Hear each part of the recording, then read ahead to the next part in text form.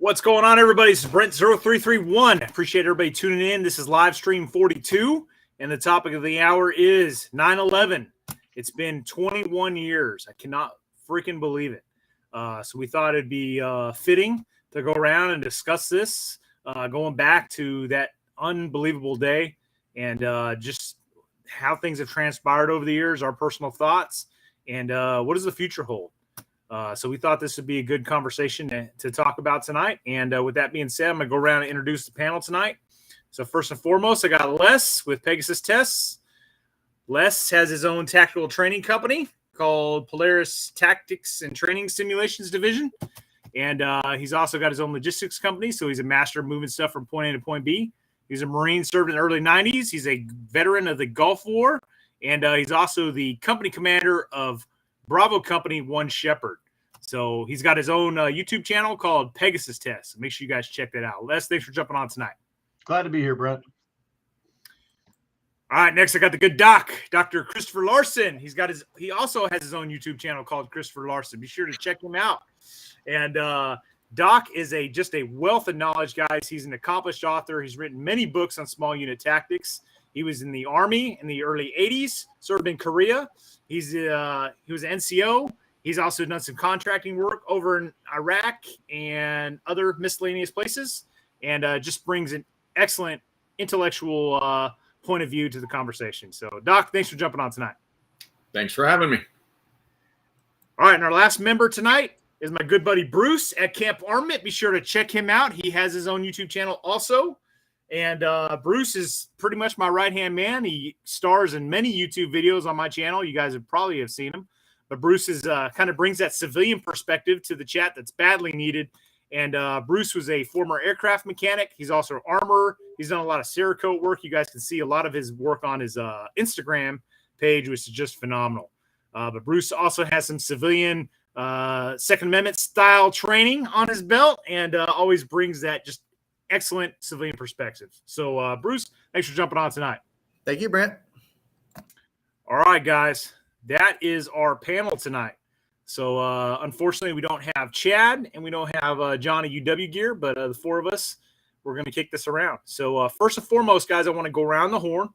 And September 11th, 2001, I'm sure you guys are exactly the same as me. You just cannot forget that day. You know exactly what you were doing, and you remember exactly what was going through your head when you first saw that. So I'm going to go around the horn and just share everybody's experiences on that day and what happened. So let's go with Les. Go with you, and then I'll go clockwise. All right. Well, as Brent said, we all remember that day. It was early in the morning when we got the first reports on the news about the towers in New York being hit. And then shortly after that, we heard the Pentagon was hit, and that's local to my area here. And that was just shocking. I mean, you go from the first thoughts of the towers being hit, like, oh, there's been a horrible accident, some major thing. And then second tower gets hit. It's like, wow, this is not an accident. And by the time the Pentagon's hit, you know that, holy shit, the world has changed. And then we start hearing about planes falling out of the sky in Pennsylvania. The initial reports coming in over our local radios here were out of control, basically. Made it sound like planes were falling out of the sky left and right. And then we hear that all air traffic is grounded, an unprecedented thing that's never happened in the United States before. In the logistics industry, that was shocking. That'd be the equivalent of all your cars and trucks disappearing. Of course, everybody worried about their families. You wonder what's next, because at the time, nobody knew, was this terrorism? Was this a foreign player? Is this a direct attack by a hostile government? So every thought ran through your mind. Remember my wife calling me from work going, hey, you're a mile from the daycare. Go get our kids.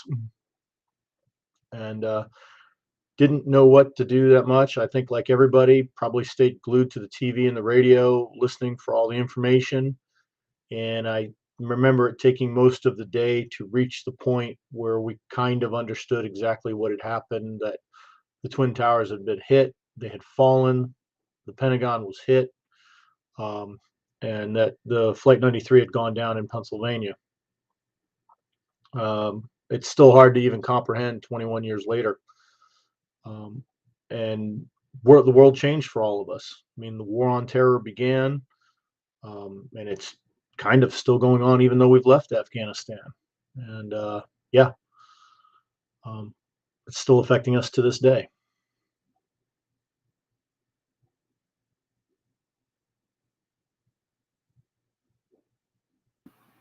Okay, so where was I on 9/11? Right. So I was in grad school. I was in, had returned to the University of Missouri and was in a master's degree program in the School of Education. And at that time, and I don't often tell this story. So since you're making the time and space for it, I'll share it because I don't want to say my life is that boring, but certainly I've had my adventures. But there aren't many times in my life where I've seen something, where I've witnessed something that I cannot explain, that I don't have a rational, logical explanation for. And so, in fact, I could count on one hand how many times that's happened in my long lifetime, and I wouldn't need all my fingers. So I was fast asleep is where I was. I was fast asleep. And I had one of the most bizarre dreams. I dreamed that I was walking at night. In my dream, I was walking to, from the parking lot to the building where I did research. And I'm looking up at this just beautiful starlit sky, because there's an undergraduate course out there, like doing astronomy or something. And there's a professor out there and they're talking. And I remember thinking, wow, you don't normally see classes out here this late. It had to be in my dream. I don't know, but like 9, 10 o'clock, just judging from the darkness, because this is September. And I'm going, okay, that's odd. There's a class out here, but yeah, they're doing astronomy. And I look up and the stars are moving. And I go, oh, that's an airplane. Oh, that's another airplane. Oh, that's another airplane. Oh, that's another airplane. And I watch this formations, plural, of airplanes all moving together, going across the sky. And I'm thinking, that is the most bizarre thing. And as I'm kind of just fixed on this, and all the students and the professor are like, well, that's odd. Over a, one of those service trucks that does like all the maintenance and everything else, there's a guy, in another parking lot, service parking lot, and he's got his door open. And you hear the national broadcast, that sound come through. This is the national broadcast emergency channel and blah, blah, blah. And it starts going. And it's loud enough that we can all hear it. And it says, please take shelter. America's under attack from the air. And I'm just thinking, wait, what? It's a surreal moment in a dream. My phone rings and it jolts me out of this dream. And it's, 8 o'clock in the morning on September 11th. I'm like, whoa, that was a bizarre dream. I just don't have those kind of dreams. That was so surreal because it was so very, very realistic and detailed. And my kid sister's on the phone and she's just in a panic. And I'm thinking, come on, Mary Caroline, what have you got yourself into? All right, calm down. What do you got? Calm down. And she says, Chris, have you seen the news this morning? I'm like, news this morning? Sweetheart, you just woke me up. She's like, turn on your TV. So I walk in, I see my wife, I say, hey, turn on the TV. She turns on the TV. And of course, what we saw. We just saw repeats of airplanes smashing into the Twin Towers.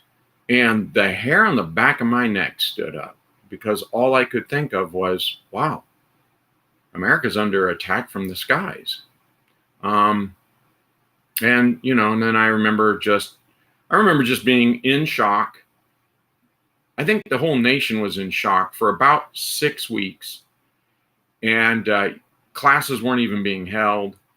And then I think we all went, we got to get on with life.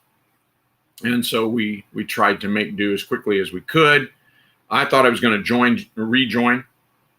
I was a pretty young man at that time, 21 years ago. And I thought, okay, I'm going to re-enlist or I'm going to seek a commission.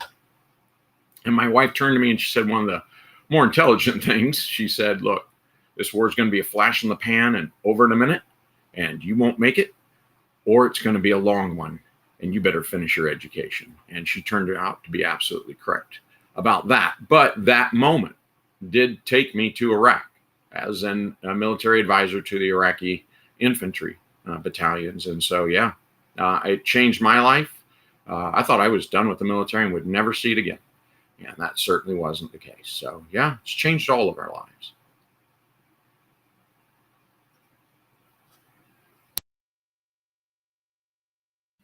All right, guys. So I was actually at an international or at an airport. I was at Love Field, just about 3 miles north of downtown Dallas. So super close to Dallas. The planes really have just time to take off and clear all the buildings that are there. And we were working. We were building airplanes, repairing airplanes, and listening to the AM radio, which just played in the background every day. And we heard that a plane had hit one of the towers, and I remember our first conversation for all of us was, what an idiot, who in a little plane would run into that tower. And we started thinking, well, maybe that person, maybe it was intentional, maybe it was suicide. I remember around that time there had been a couple incidents of people taking up small planes and committing suicide by just crashing them into the ground. And I guess that's why it was fresh on our mind. And then we heard that a second plane had hit one of the towers. And at that point, we're like, okay, this doesn't make sense at all. And keep in mind, we weren't looking at any images at all. There weren't like all video on cell phones at that time, or we didn't have televisions in there. It was just AM radio. And then all of a sudden all of a sudden, it didn't take long either. All flights were grounded. And I remember we were like, this is a buzzkill. What a pain in the butt this is. But then really shortly thereafter, I mean, that same day, we had a big military plane come in. And I don't remember, I was trying to look up and see what variant it was, but it didn't have any markings. It was all gray. And it spent days after that just circling Dallas. It was obviously some type of big military monitoring plane. All the other aircraft had been grounded, and the airport was super busy because everybody was trying to land there and find a parking space. But pretty quickly we started figuring out that this wasn't just some small plane where some idiot killed himself flying into a building. That these were big planes full of people, and there was an attack on the nation. And well, you guys know how it unfolded from there.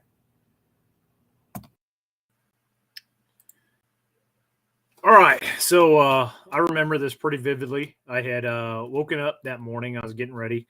And I remember just gotten out of the shower, got dressed. And I walked downstairs, and I saw the TV. And by that time, the first plane had already hit. It was on the news and everything. And I'm watching it.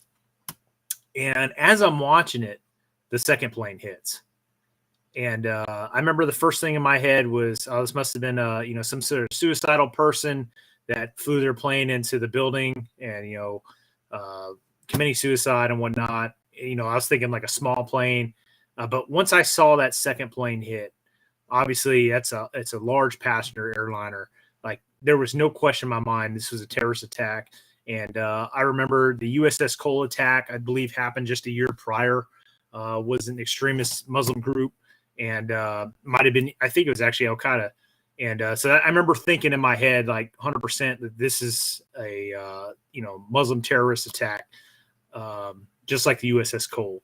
And I was not yet in the Marine Corps. I had already enlisted. So 9/11 wasn't my driving force to enlist. But I've always wanted to enlist and be a United States Marine. And I always thought it was my destiny to, go down range and, fight and kill communists. So, but the enemy materialized into something else at that time. And, it was unbelievable. I remember as a young man, I was in an organization called the Young Marines.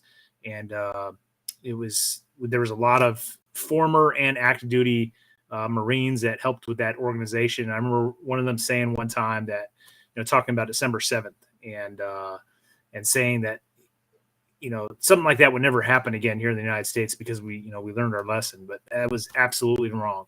we let our guard down as a nation, and it's just a tragic event that unfolded in front of us. But I was pretty angry watching all this go down, and if there was never a time in my life where I felt more ready to go overseas and whoop some ass, it was right there at that moment. Because if that didn't justify my decision to join the United States Marine Corps, I don't know what did. So that was my initial memory of the 9/11 terrorist attacks. We did have one more panelist jump in, so I'm going to go ahead and introduce him, and then I'm going to ask that he talk about his experience on 9/11 2001 and what he can recall from that day. So, Mike, can you hear me?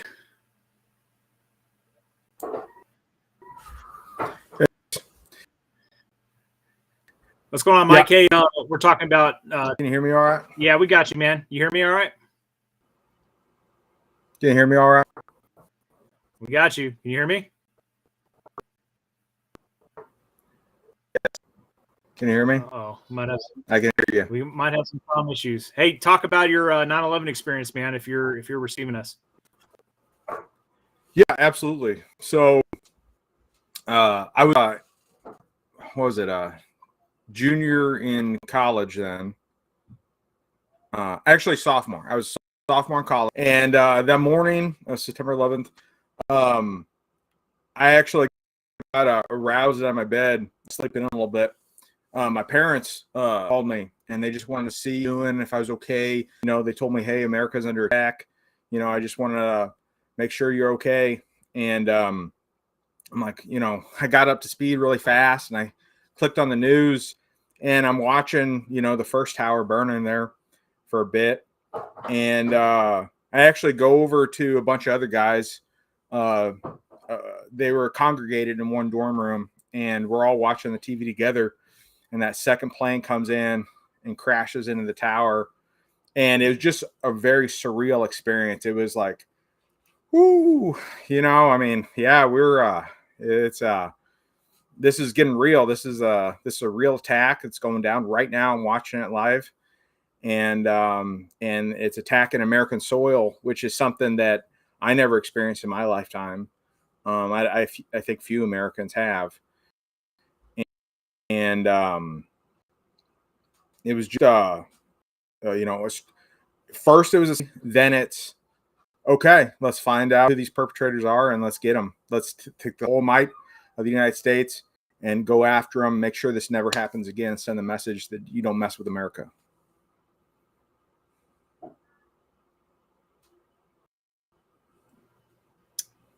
All right, guys. Well, let's open the floor. So obviously, this single event, just threw our whole entire nation, as well as other nations, into a completely different trajectory. 20 years of GWAT followed this single event. It's just, is there another event in human history that has had so much impact on a civilization? Well, short of the assassination of Franz Ferdinand, probably not.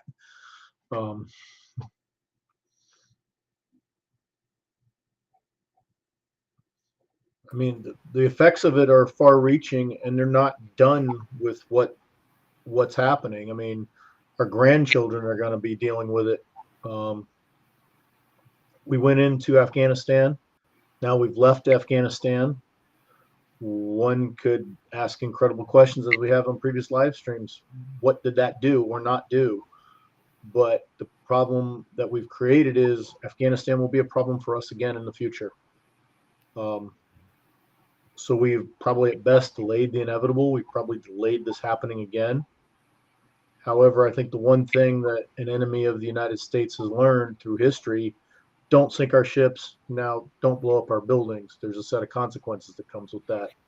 There is some of that, Wes. I think there's some deeper issues at stake here. But I will say that if we can claim any marginal success, and there are, if we say, look, it's all failure, that's a dishonest inventory. And if we say, we're the victors of the world, that's a dishonest inventory. There's good and there's bad and there's mediocre, right? And so I will say that there has been some measure of deterrence here. Like, it hasn't been repeated, right?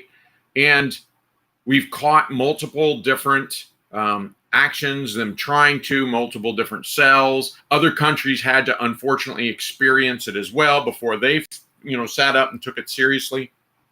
But I think, Al-Qaeda doesn't exist anymore. Its senior leadership has all been assassinated, bombed, blown up, set on fire. They might exist in independent cells that claim themselves, but this is like, I don't know. It's like Little League claiming that they're a pro, sports team. It's not true. So it kind of sent that message that says, hey, you want to pick on the big boy? We'll take the time to root you out, just like root canal. We'll dig down. We'll find you in caves. We'll kill all of you, all your children, all your wives, all your dogs, all your pets, your goldfish. We're going to kill you all. And we did. And so in that sense, it's like, wow, hold on. You can pick on them, but don't pick them on them too much, or they will come kill everybody you know. Now, the flip side of that is I don't think we have learned our lesson. And what I mean by that is forget Afghanistan, forget Iraq, forget the Philippines, forget the attacks in London or the attacks in Madrid, Spain, and Paris and Brussels and everywhere else, right? I think it's this. On 9/11, that morning, the people got on planes, and the people that got anywhere near a bad guy with an attitude were told, just be passive, just do what they say, don't resist them. They'll do what they have to do, and then they'll go. And you create more danger to yourselves and the people around you if you put up any kind of resistance to evil. And I'm not, and what we said was then that very evil, violent people, our sheep, our American people, our citizens will just be sheep, and we'll let the wolves eat them. And while you're being eaten by a wolf, don't cry out too loud. You might anger the wolf and he'll eat other sheep. So I feel like this is kind of what we're still saying now. I don't feel like we've really learned our lesson. Today, we still argue about whether we have the right to self-defense. And the mayor of Chicago calls the governor of Texas, a homicidal maniac because he believes in the human right to self-defense, to preserve life. And the mayor of Chicago, who believes in the execution of and the killing of human life, and advocates for that, calls the mayor of Texas, this harsh, draconian, murderous leader, right? And so what I'm saying is the mayor of Chicago still says, whoa, just because you're getting raped and your throat is being cut open doesn't mean you have the right to resist. And that was a discussion I heard this morning, 21 years later, after throats were cut with box cutters to take control of planes. The mayor of Chicago is still championing that. And if you think she's the only voice, you're wrong. She has huge amounts of political clout and followers who adore her for saying this. So, where have we come 21 years later? Well, it goes back to on what you just said, Doc. Just talking about what people's perception of hijacked airlines. Like, was there ever a situation, and I don't know, maybe there was there ever a situation where a plane was hijacked and the hijackers deliberately crashed the plane into a target? Like, I don't think that's ever happened. So, I mean, there was precedent for, wait, let them take over the plane and let them do their thing, because eventually it's going to land, and then negotiators and SWAT teams are going to take over. You're right. They didn't fly into targets. That was unprecedented. But yes, there were multiple cases, albeit rare. There were multiple cases of the attackers blowing themselves up and the entire plane with all the passengers on board. It sat on a tarmac when they did that. And or they didn't have bombs. They had lied about it. So they took their firearms and knives and tried to shoot and stab as many passengers as possible once the aircraft had been breached by SWAT. And so there are multiple cases of that. But you're right. I mean, let's talk about it. I mean, let's call a duck a duck. The scale of the carnage, on September 11th had not been seen. Come on, 4 airlines, at once, at one time, all in the air together, and used as a means of fire. I mean, that's what they were. They were producing fire on a grandiose scale. A gas can. No, I'm taking a whole airliner with, much hotter burning fuels and all this other stuff. So I don't think they gave, sure, it's shocking. That's great. Killed the people in the airplane. But the people that died in the airplane, paled in comparison to the number that died on the ground. So. Yeah, it shows our enemy is somewhat predictable. Truck bomb in daylight. In the case of the USS Cole, the truck happened to float. On 9/11, the truck happened to fly, but it's a truck bomb in daylight. He's a one-trick pony, but it's a pretty good trick, obviously. Mm-hmm. What are you gonna say, Mike?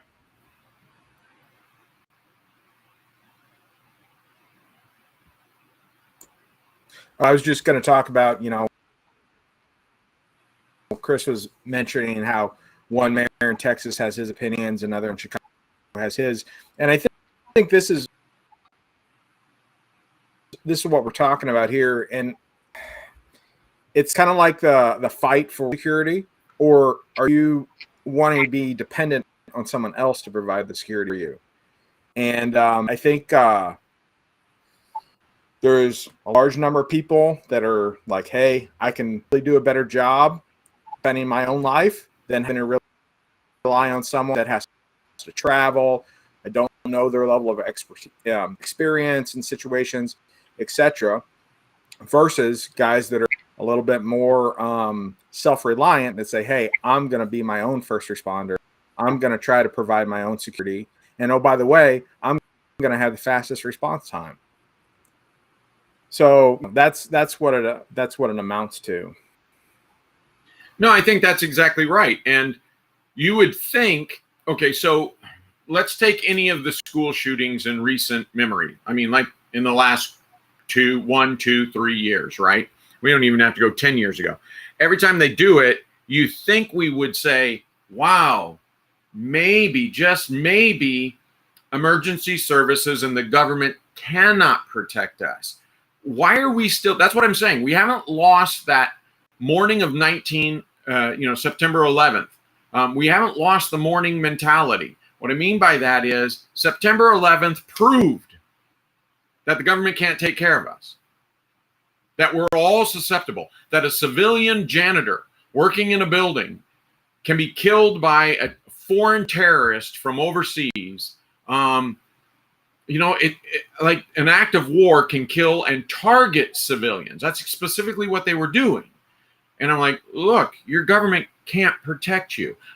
Maybe it was unfair. Maybe it was a naive, rose-colored glasses thing to think ever since the days of old. I don't know. We could ask, did the Greek Empire protect its citizens? Did the Roman Empire protect its citizens? Could they guarantee that? Well, certainly the American Empire showed clearly that it could not protect the citizens on September 11th.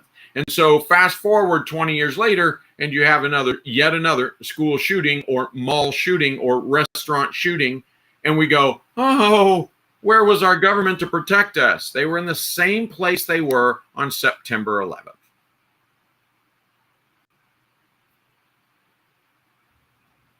What you got, Bruce? Yeah, those are good points. There's a lot of different directions to look at this, and I know all Americans and all of chat don't necessarily agree with with the narrative that the government put forth. But one of the interesting things, if you do subscribe to that, is a little bit of what everyone else here has said. If you think about it, those terrorists that boarded those planes, they banked their plan on those Americans on the plane being complacent and wanting to go along to get along and not fighting back, right? They wouldn't have been able to take down any buildings or any targets if the planes simply if the people fought back and either regained control of the plane, or even if the plane crashed, it would have certainly been had a negative impact, but nowhere near the impact that we saw once the buildings came down.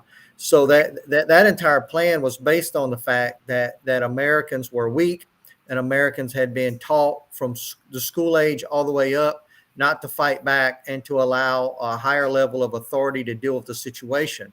And many Americans subscribe to that, and they don't know any different. They subscribe to that, and I'm sure many of them found themselves on those planes and are no longer with us, partly because of that. And we teach that to our kids at a young age. You go to school, they have zero tolerance on violence policies, zero tolerance, regardless of what someone is doing to you. You're not even allowed to fight back at a young child. Well, that type of mentality and that type of structure, what does that create? What does that create in an adult later on in their life, right? It's like going between. It's like the difference between a wolf and a house dog, right? If you grow up a house dog, a house puppy, and you never have to fight or fend for yourself ever, and you're always taught not to ever bite or bark, that's all you know until it's too late. And I think that's one of the sort of big things that came out of this, and from a bigger picture, and that's something we should remember today, because that mentality is constantly coming back into the country, right? So you guys are right. We did learn on 9/11 that our government won't always be there to protect us, or whatever acronym agency there is that's out there. They won't always be there to protect us. The police can't always be there to protect us, and there has to be some level of self-reliance. But yet here we are today, 21 years after everyone was shown fairly darn clearly that there is a need to be self-reliant and on occasion be able to defend yourself. And we've got to defund the police movement. That happened just 3 years ago. That was the talk of the nation, right? Well, all of a sudden people are like, let's defund the police, and people started realizing, well, who's going to look after us if that happens? Well, you should already know who's going to look after you. It's you. You got to look after yourself, right? Sometimes you got to. So I think that was a cold hard reality check for some Americans, and the problem is that we're a couple of generations past 9/11 now. We've got people that are 20 years old now that don't remember it happening. And it's very easy to then convince them, just like people were convinced prior to 9/11, violence is never the answer. Always let the authorities deal with whatever issues there. Someone will always be there to save you. Just stay in line and don't cause problems. We are destined to repeat these tragedies if we continue with that mentality after just a few generations. You can go back to the old generations. You can go back to the Civil War. You can go back to World War II, whatever you want. But there's lessons that are learned that 2 generations later are lost. And you always have those crotchety old men like you all have in front of you right now that are out there going, back in my day, that was a real problem. And the young generation, they're not connecting with it. They're not getting it. And those types of tragedies are destined to repeat themselves if we don't remember the history and the tragedies of those before us. So I think we should probably mention this, because I've seen like several people, well, not several, it's the same couple individuals over and over talking about conspiracy theories and everything else.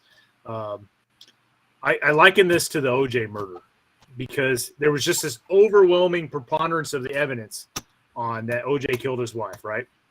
But then there was just a sprinkle of things.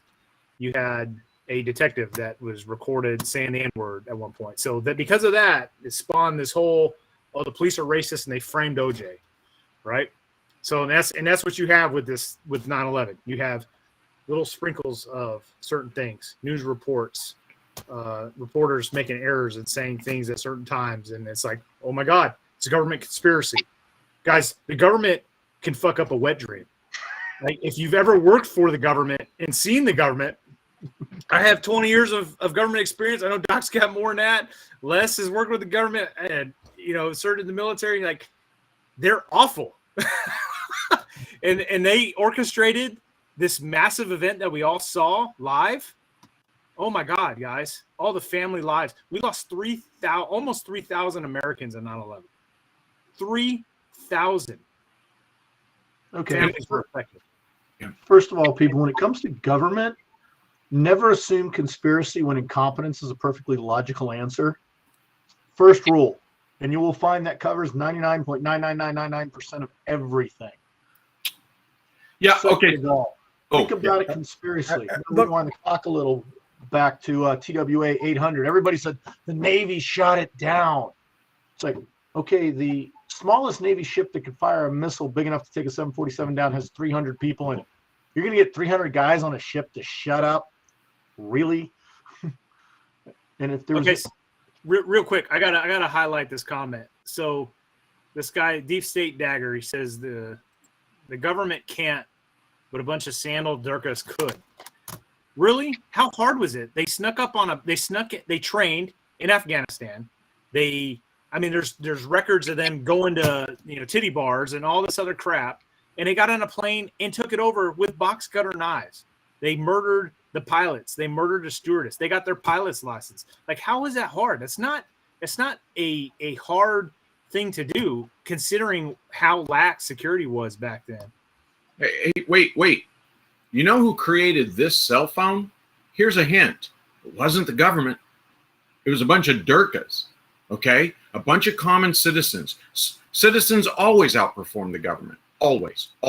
Never an exception. Always. There's not many always in the world. That's one of the always. But beyond that, we're also, look, I'm sympathetic. I wash my car, guys. I get so angry if I wash my car, which I only do once or twice a year because I get so angry. Because as soon as I vacuum, wash this thing, make it look beautiful, it rains. It rains and it knocks dirt, and somebody drives their lawnmower and blows cut grass all over it. And I'm like, it's just this magnet of filth. Why? Because I washed it. Post hoc, ergo proctor hoc. Post hoc, ergo proctor hoc. It's Latin. It means after the fact, therefore because of the fact, right? I wash my car and I make it rain. God gives up, Mother Nature gives up and says, oh, Doc's washing his car, dang it, now it's going to have to rain. That's not how it happens, and you guys know that. But this is human nature to see patterns that don't exist. There's actually a term for that. I forget what it's called. To see patterns that don't exist. So what you're seeing is wicked, nasty, evil government overreach after the attacks, right? You're going, what happened to our constitutional rights? What happened to being an American citizen? What happened to our liberties and freedoms? Look at this evil, corrupt government. Oh, they must have planned the attack. No, they didn't. They're just harnessing that as an excuse to steal our human rights, to steal our human liberties. Yes, you're calling it right. You actually are. All you conspiracy theories have one thing that's very, very correct. And we agree on that. You're saying, wow, the United States government's pure evil. And I'm going, yes. Well, they must have caused that attack. No, and they wouldn't know how. And if you say, well, there's no way the might of the U.S. government is not more powerful than a bunch of sandal-wearing Durkas, who won Iraq? Who won Afghanistan? Or something more basic, on the more basic level. The U.S. government couldn't cover up Clinton getting a blowjob. And I'm really supposed to believe they came up with this grand conspiracy? No.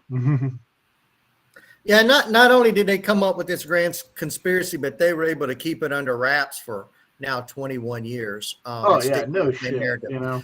I'll tell you, I don't want to go too far off topic here, but I'll bring it around. But when I was young, one of the big conspiracy theories, whenever you thought of conspiracy theories, you thought of JFK. And I was a young guy, a gun guy, and I was really interested in the story. And until I moved out to Texas, I really believed that it was a completely made up narrative. I believed that there was no way that one guy with one rifle could do what they claimed Lee Harvey Oswald did. Until I came out here, I brought my grandmother out. We went up to the book depository in Dallas. I stood in the window where they say Lee Harvey Oswald stood. And when you look down that window, at the time anyway, there are little white X's where on the road where each bullet impacted JFK. Guys, I realized I could almost make that shot with a handgun. I could for damn sure make that shot with a scoped Carcano. That wasn't a huge challenge. And if I had the training that a Marine in the 60s had, could I have made that damn right? I could have made that shot. And my drill instructor would probably have been asking, why did they not all three go in his head? Because he was trained to be able to make that shot. It changed my whole perspective standing in that window, looking down. And since then, I've bought Carcanos, I've shot Carcanos, I've studied the history of Carcanos, and I've come to realize that that was a story that the government fumbled also.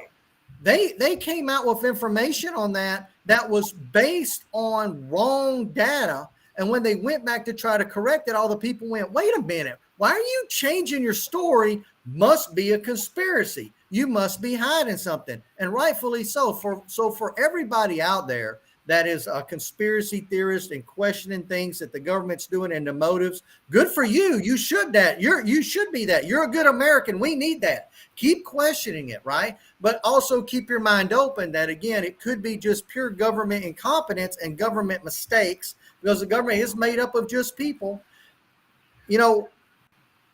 If you ever talk to like law enforcement or any type of government official, they'll always say it's under investigation. We can't comment on that yet. They're doing that to buy themselves time because of things like the JFK story. The policy has changed from getting information out there quick that might not be right to let's hold all our cards tight. So when we finally do release a story, it makes sense and people don't question it.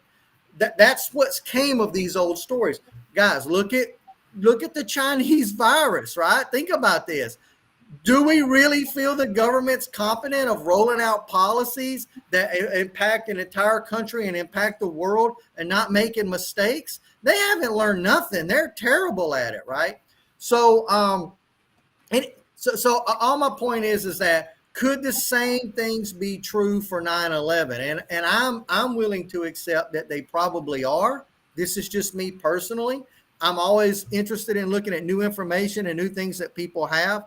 But I also think that rather than going down the huge conspiracy theory route, which we could do months worth of live streams on, that does it really matter exactly how that happened? Or is what's more impactful the repercussions that came from it down the road, like the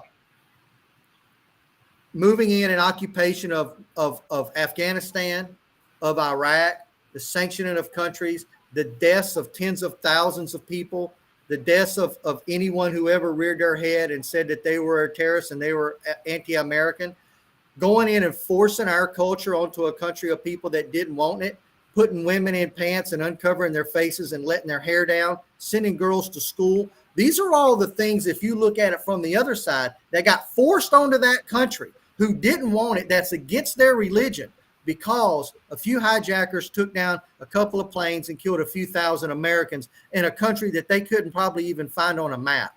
We punished countries for what happened. And we've got, and also we got things like the Patriot Act. That's a whole nother problem. But again, a huge overreach and huge growth of the government because this happened. So those things are impactful of people that go far beyond and still affect us today, still affect people today, still affect religions today and countries today, and all Americans today, that go far beyond the motives and the exact reason why and how that attack happened.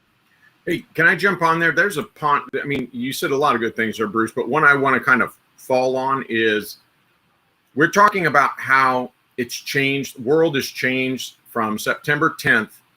And yes, Seth Graham, I absolutely agree with that statement, by the way. Thank you, Brent. That is profound. And we're talking about how the world has changed, as Seth just was, how the world's changed for us and how it's changed mostly for the negative. There have been some shining successes, some bright successes in there, but by and large, this has been just a series of setbacks for humanity and for the United States of America and for its citizens. But Bruce brings up a point. Prior to the September 11th attacks, there was this country called Syria. It no longer exists. There was a country, not de facto it doesn't, there was a country called Libya and Gaddafi. You remember that dude? And you remember Egypt? And you remember Saddam? And you remember this guy, that was in charge of Osama bin Laden, in charge of all this global terrorism. You remember those guys? Remember those countries? So the Arab people of North Africa and the Middle East have suffered greatly. When we measure 100,000 dead here and 200,000 dead in that country and 300,000 dead in that country, we aren't talking about Spain and Germany or America and Canada. We're talking about Muslim countries. So when we talk about how bad it is for us, and it is bad because we do have an evil government, and I would rather we stop talking about conspiracies. You know what? Let me go so far as to say, you conspiracists nuts, you may be correct. Let me go out and at least admit there is a very, very remote possibility that you're correct, or 70% correct, 90% correct. You know what? Doesn't matter, because all we're saying is that the government is evil. And I think we all agree with that. And Bruce is saying you're right to be the watchdogs of that government evil. But every time you go down and you start saying, oh, well, the American government's working with Bigfoot and aliens, just stop it. Stop it. Let's agree to what we can agree on. The American government is incompetent. And when it's not incompetent, it's evil. Right? We agree with you there. And that's the message. And that's why we have to be watchdogs. And that's why you need to be a watchdog. But let's also keep in mind that this has been a blow to the world. This has been a blow to our allies. This has been a blow to economies. And this has absolutely been open carnage in so many Muslim countries.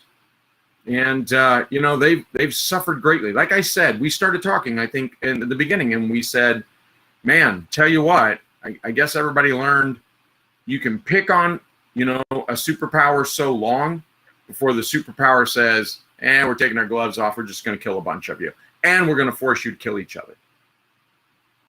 And that's what we did. Yeah.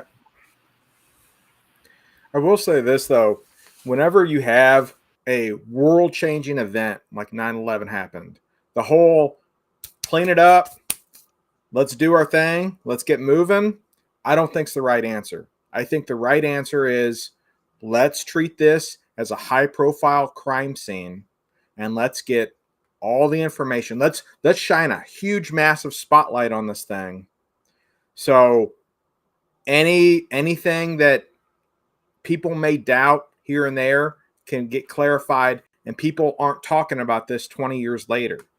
They know what the truth is because they went down all the rabbit holes. They turned up all the evidence, because maybe that's not important for these littler events. But like I said, massive world-changing events, I think, need clarity, and they need that information. While I do agree with that, there's also, and we all remember the week after this happened, you had a huge number of Americans, I won't say all, that we wanted blood, baby. We wanted blood. I wanted to see burned bodies. I wanted napalm. I wanted B-52s. I wanted nuclear warheads. If I was president at that time, there is no use of force I would not have signed off on. I would have made countries disappear, turned them into glass islands, and said, do it again. Do it again.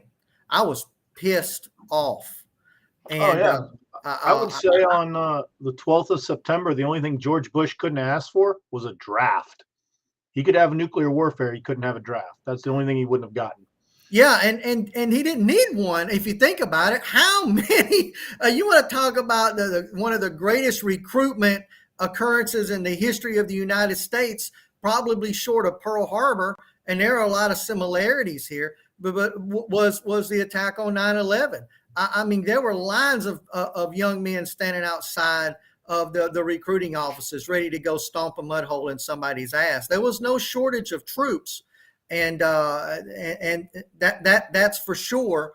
And again, that's sort of as this thing trickles out 21 years later, now military is having a hard time filling its ranks, isn't it? Because there's not that hot war right around the corner, right on the edge. Yes, there's the old saying of let cooler heads prevail, but Americans were not going to stand by for weeks while some investigation was done, so we knew exactly where the fingers were going to point. We needed to bomb a country, and we needed to bomb a country fast. And we picked one, and we did it. Now, you may make the argument it wasn't the right one, because if we had have went your route, we would have probably been going into Saudi Arabia, wouldn't we? This story would look a little bit different if we waited and chilled out and went in and attacked the country that was sending those box-cutting terrorists over. And we certainly didn't do that. But I will say this, we got our blood. That's for sure. We got our blood. Yeah, just to say on that, I mean, I think everybody on this panel agrees. Like, we all wanted to just go in and kick some fucking ass. Toby Keith, angry American style, right? And, regardless of what people think about President Bush, when he stood on that rubble with that megaphone and say, I can hear you now, this country hears you now, and soon the people that brought these towers down will hear all of us soon. And when that crowd erupts, I mean, to this day, man, that's still just like, it gets me every time. And by God, can you imagine a President Gore during that? I mean, Jesus Christ.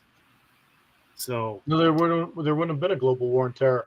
He'd have launched a couple hundred Tomahawks, called it good, and that would have been it. And more buildings would have went down because they would have said, "Oh, we can take that hit." Yeah, I just think it's a little bit dangerous because that's the pattern that America gets to war. The sinking of the Maine, Lusitania, Gulf of Tonkin, 9/11. Like, this is how. Oh, and Pearl Harbor. This is how America goes to war, right? I mean, it's just what we do. We get attacked, and we're like, yep. Now you're gonna get erased. But the danger is, in that kind of reaction, is it can be exploited. So you can go into the wrong places. Like Iraq, there's still a lot of questions. Why did we go Iraq? Osama wasn't in Iraq, So this is what I'm talking about, why it's so important to do a deep dive and really understand so you can focus that power instead of getting flung off in different directions. But again, Mike, I mean, Pearl Harbor, like, you have Jap Zeros in the air bombing American ships. Like, we're not going to sit there and investigate every little nook and cranny and be like, all right, we're sure it was the Japanese that attacked Pearl Harbor. Like, on 9/11, we knew who the terrorists were. We knew that they had attended training in Afghanistan at these Al-Qaeda training camps. Like, how long are you going to wait? Like, I don't want our U.S. military and government to wait. When this shit happens, I want fucking Moabs dropped on their ass as soon as possible. Yeah, well, so that was Assassin of the Gray said, W. Bush should have asked for Congress to make a declaration of war. And I think he's absolutely 100%. I've spoken He's correct on that. I have spoken about this in the past, and you'll bear with me because I think it bears repeating, and that is that Congress, once again, with their spineless, cowardly, pusillanimous way that they are, these like rats that live and eat crap below the White House, they abdicated their authority, refused to do their jobs that they are elected to do, and they did not make a declaration of war. And in light of that, what happens is, if you'll remember, and it's often regarded as one of his best, it wasn't him standing on the rubble. It was like within days, I think within about a week, W came on the TV, and I remember sitting in a bar in downtown Columbia, Missouri, and I'm listening to this, and it was a good speech. It really was. It's why it's often regarded as one of his best, if not his best. But what he said in that speech, and I remember being a little heartbroken when I walked away from that, what he said was, here's how we're going to win. You think back to it. This is like a week after the attacks. He said, here's how we're going to win. We're going to go shopping.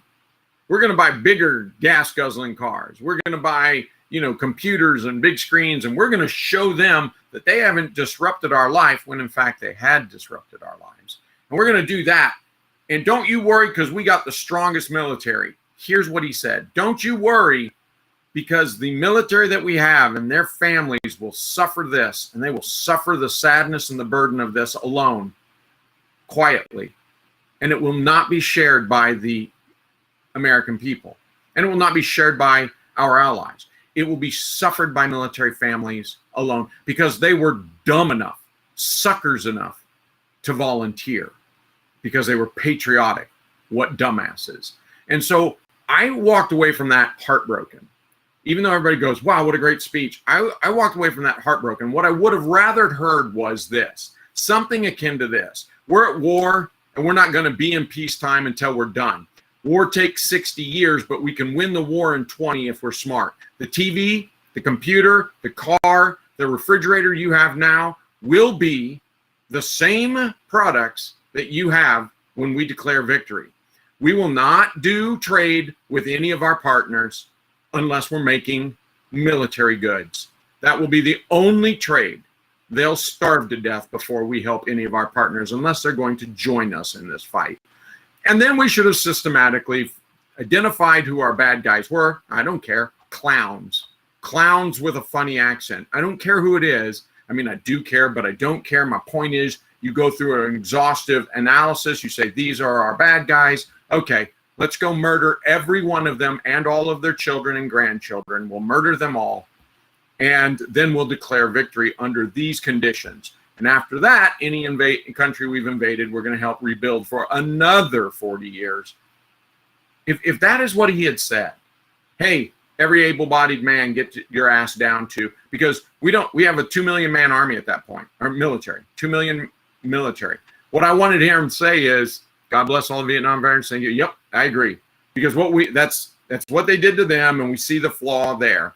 What they should have said was, we've got 2 million. We need 18 million to win this. Let's go.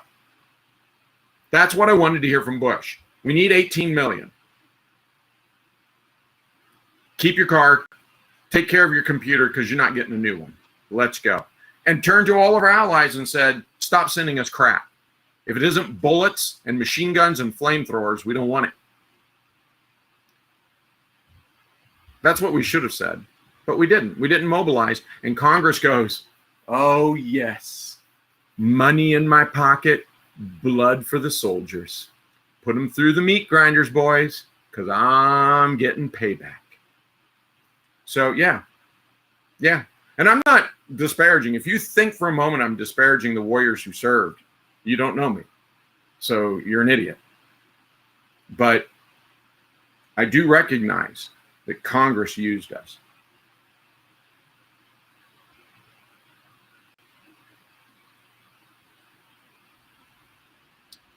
Bueller. Nice one, Don. I can bring up one thing, and I know that some of the chat's interested in discussing it, which is one of the direct after effects, which was the Patriot Act, right? Like, I think that maybe Doc's got something to say there too. So, but I'll put my personal opinion in there because it's something that I've struggled with. I remember when it was first being discussed, and not just the Patriot Act, but also you can even look at things like the security that we put in place at airports. What a pain in the ass that it does absolutely nothing but make soccer moms feel good.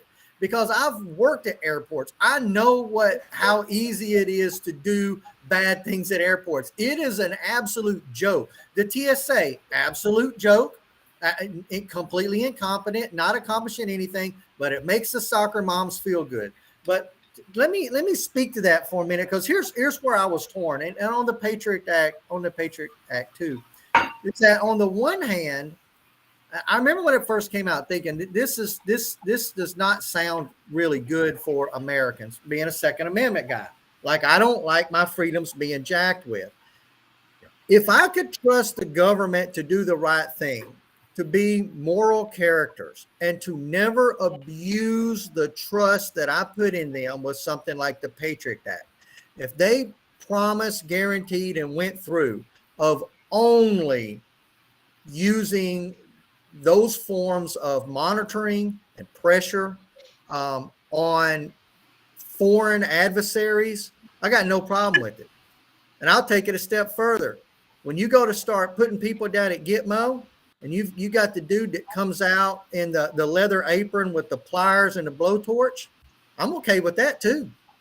Find out what that guy knows, and then go to his buddy in the cell beside him. But we can't trust our government with that type of control. This is the problem. They're a bunch of idiots. They're evil and they're corrupt, and you can't trust them with anything. So when it comes to the Patriot Act, now here we are, 21 years later, we've still got it. I don't have any idea why. Most Americans were just pissed off. The government said, this is what we needed, and they said, we'll stamp off on it. We'll let you have it. Go get them. And then, but here we are 21 years later. It's completely unnecessary. It encroaches on our rights as Americans. It was a big chip away of our rights and freedoms as Americans that we literally gave up almost overnight. Within just a couple of weeks, we went from having freedoms, one, going in and out of airports more freely, two, everything that the Patriot Act is doing, and government surveillance and all this. And we've seen examples of their abuse. It's not like we're still like they're still being honest about it. We've seen examples of their abuse where they've used it against Americans that had nothing at all in the world to do with terrorism. So I'll let you guys mull that over for a little bit. But that's kind of my torn feeling on it. I would support it 100% if it was never abused and the government always used its power and used it for the good of Americans. That's just not the case, and therefore I'm not gonna. I don't personally think that we need it or support it. I mean, agreed. Yeah, Agreed. And to your point, I think it's a little dangerous that we don't apply constitutional rights to everybody, to all humans, regardless of their nation of origin, because it sets up a wicked double standard where we start treating our foreign counterparts, foreign adversaries, foreign allies with human standard. Our Bill of Rights, it's set up for people, not necessarily U.S. citizens.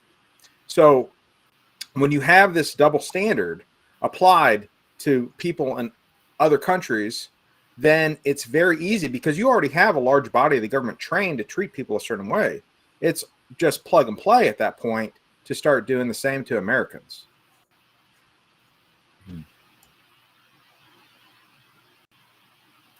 Yeah, I follow exactly what you're saying, and it's a good point. In that our rights as Americans are not and should not just be American rights. They were God-given rights, and God looks at everyone the same way, regardless of what color, nationality that you are.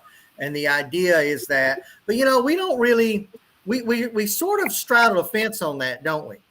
Because if you think about it, if someone's rights are violated in this country, you've got government organizations that will go out, or should, in theory, go out and protect that person. and send you through court procedures to make it right because your rights were violated. We won't do that in North Korea. We won't do that in China. We don't really do that anywhere else. We might have said we tried it in Vietnam, the whole idea of spreading democracy, giving rights to people. We could have said we tried it in Afghanistan, right? We started putting some of those things in place with women's rights. And I'm sure that there were laws created and agencies created to protect those women. And then we just said, we're out. So long, we're not doing this anymore. So, but I do understand what you're saying is that in that the idea is that if we get a criminal or terrorist from overseas, then the same rights that extend to me should extend to them, and the same rights of my innocence should extend to them. So that's something I'm also torn with, and I wish it wasn't the case. It would be so much easier if we had American rights, and then everybody else comes up with their own thing. But that's over the years I've learned that's not how the founding of our country worked, and that's just not the way that it is. It just complicates things. Well, it also gets to the point that we're called the beacon, the beacon of light for the rest of the world. And I think a lot of people think that comes from like Woodrow Wilson or Teddy Roosevelt or something, early 19th century. Not at all. Actually, it came from Lafayette. And so it comes from our American Revolution. And we are the beacon of light. And so Mike is correct that the philosophies of John Locke and all that, weighed into the founding fathers, they were talking about human rights and not American citizen rights. But of course, the intent was to extend those to the American citizens and allow all other countries to follow suit. And we certainly do have our failures of intervention. And you've mentioned a few, Bruce. Vietnam, Afghanistan. One can question whether Iraq is going to work or not. Don't know. Jury's still out. Somalia, Beirut, Lebanon, and the list goes on. Sadly, the list goes on. We certainly do have our examples of success, and I might throw out there and say Germany, Italy, South Korea, Japan, that they found in their own voice, in their own culture, they found ways of emulating that beacon of light. And so we do have our successes, and we need to keep that, take that to heart and keep it there. And like I said, while we showed light on their path, there's a wonderful Arab proverb that says you cannot cast light on a fellow's path without casting some light on yours. And I think that that's just it. The beauty of South Korea and Japan and Italy and Germany is that they have come up with solutions that are true to the Italians, Germans, Koreans, Japanese, while they emulate us as a beacon of light. And so I think, again, it's easy to lose sight of the successes we've enjoyed and only focus on the negative. But we can't ignore the negative either. So I'm sorry, I'm babbling on, but I am to say, Bruce, that I agree with you.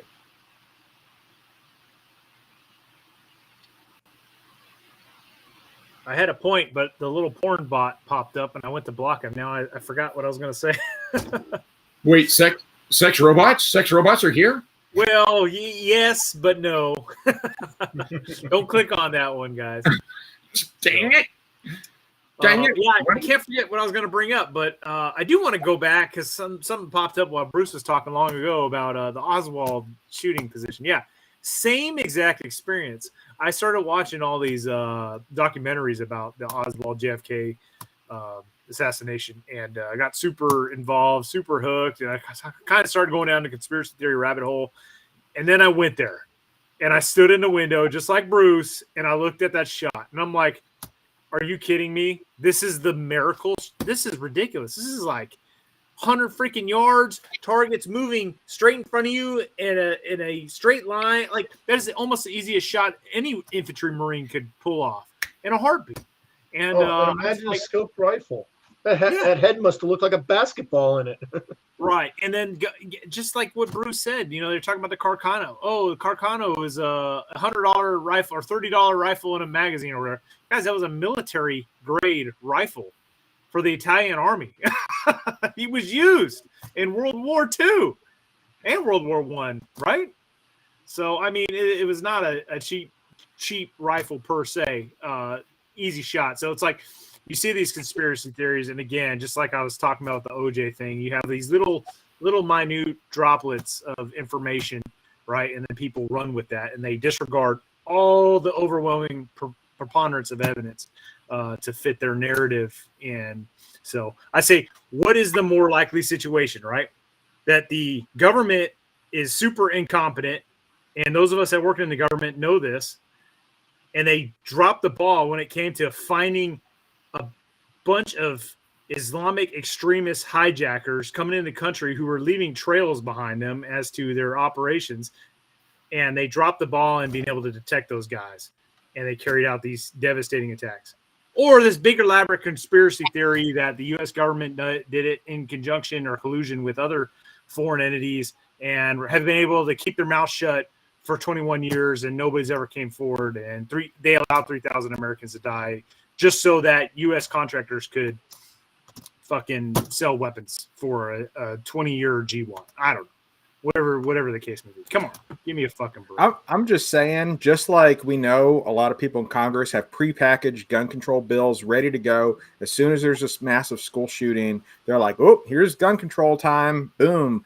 I think the same's true when you have any of these big events, and you really need to be on the lookout for it. Never let a tragedy go to waste. Never let a good tragedy go to waste.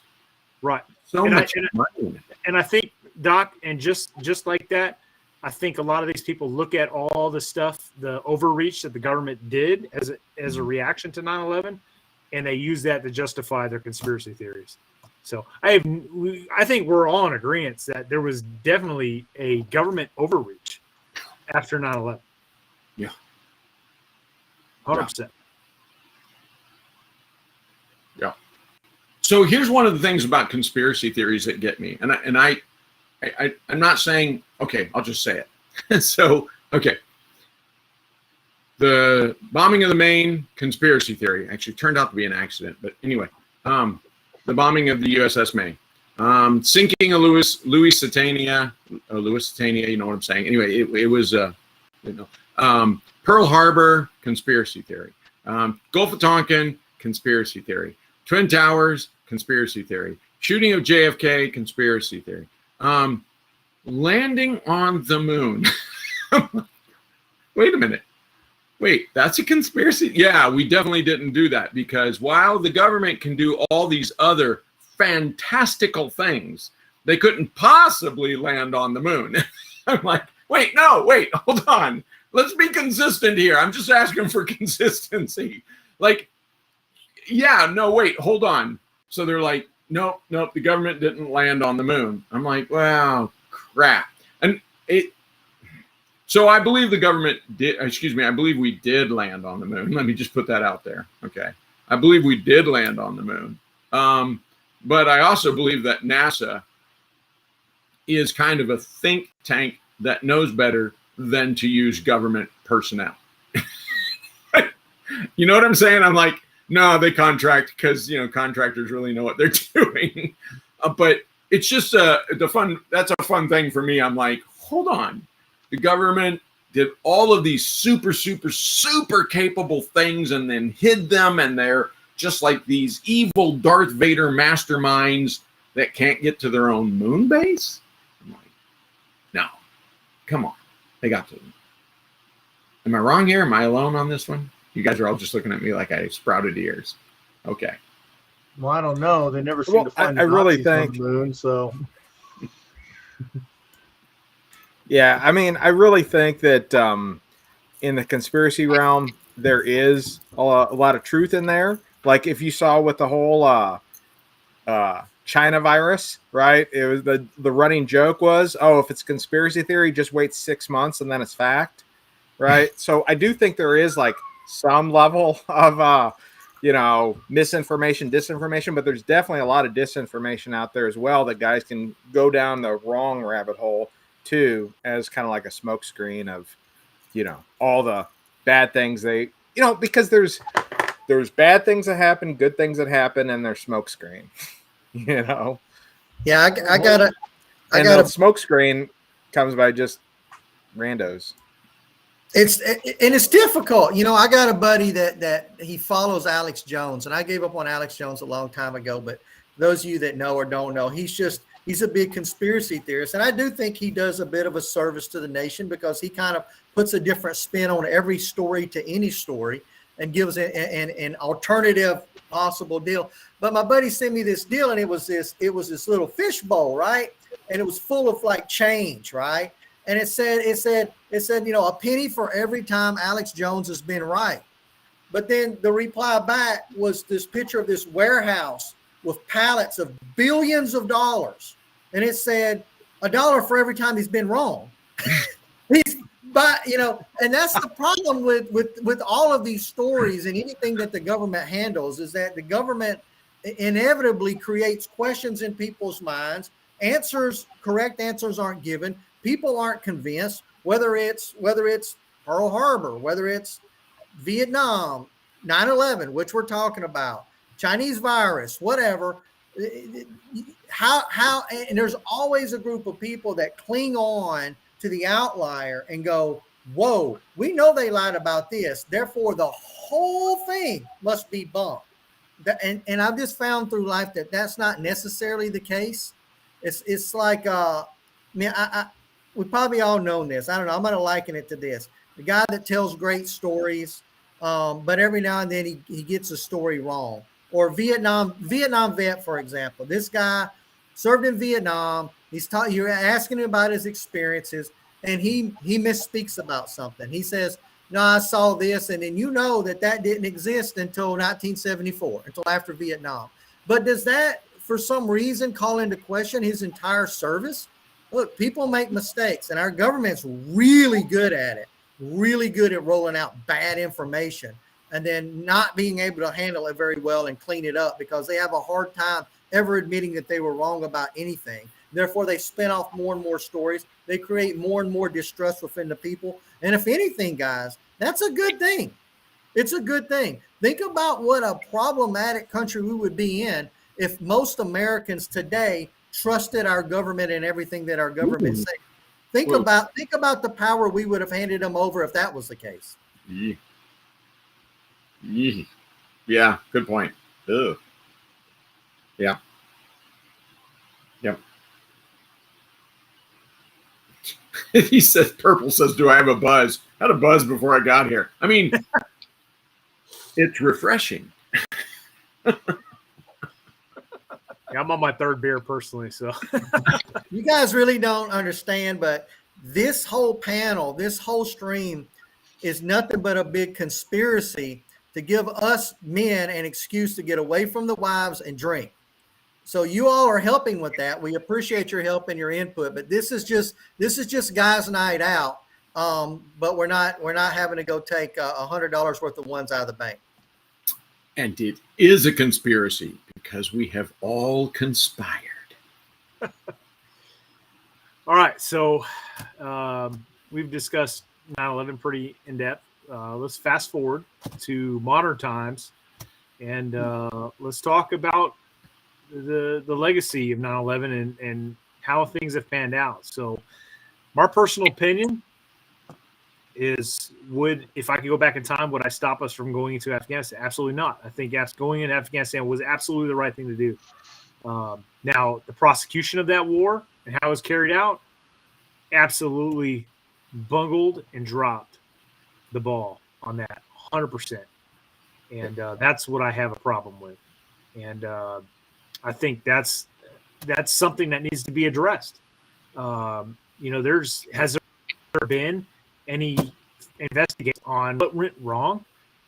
There have been ARs talking about where are the missteps. One of the books I'm reading is A Few Bad Men by Major Fred Galvin. I've had him on here several times talking about his book, and he's going through talking about one of the generals in charge of the AO he was operating in, and how their actions, right, their reaction to an enemy ambush. And then you had the president of Afghanistan, coming out acting all pissed off because his political um, you know, staying in power is getting challenged, and he was in hot water with his people. And then this happened. So in order to try to gain support with his people, he turned on the U.S. and, called Major Galvin's guys, murderers and everything else. So, and then we had a U.S. commander that, in order to appease Karzai and the Afghan people, pretty much turned on our own guys. So it's like you have these senior leader issues that took place in the whole Afghan war, and why isn't this stuff getting looked at on a broader spectrum now? Like, this is not a mission success. 20 years in Afghanistan ends with the people we kicked out of power returning to power the second we leave. That's not mission success. That is mission failure. Did we kill a lot of terrorists in Afghanistan? 100%. Absolutely. Did we kill bin Laden? Yes, we did. Did we wipe the floor with them the whole time we were there? Yes, we did. However, we made a lot of mistakes. And the people that we took out of power are now back in power. And what's to say 5, 10, 20 years from now, we're going to have another 9/11 style attack with Al-Qaeda freaking training camps set up in that country again. Because we already had a high-level Afghan or a Taliban or not Al-Qaeda leader killed in the Afghan capital.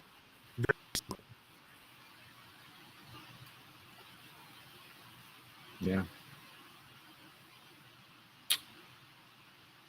Yeah. So what's the legacy here? The legacy of 9/11 attacks 21 years ago. It's that as Americans, we feel less secure, and that has justified our government robbing us of civil liberties. We wore out our good graces with our allies, particularly when we pulled out of both Iraq and Afghanistan in failure, and they had come to our aid to help us in those endeavors.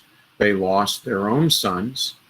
Their own sons and daughters were killed in those countries, and for nothing, because America pulled out. And this is to say nothing. This is to say nothing of the Arab people and Arab nations that have crumbled before us, that no longer exist. And we might feel some kind of like bitter sense of justice in that, like, haha, at least those bastards are bombed back to the Stone Age. We left them with nothing, the rags that they wore on their bodies and shoeless. And that's there's an element of truth to that. And yet I want to know, how does that add to global stability? How does that add to our economic interconnection? And how does that add to our humanity? Because it doesn't seem like it does. So it's a Pyrrhic victory. The 9/11 destroyed the men who organized 9/11, and it destroyed so much more. 21 years later, it destroyed so much more.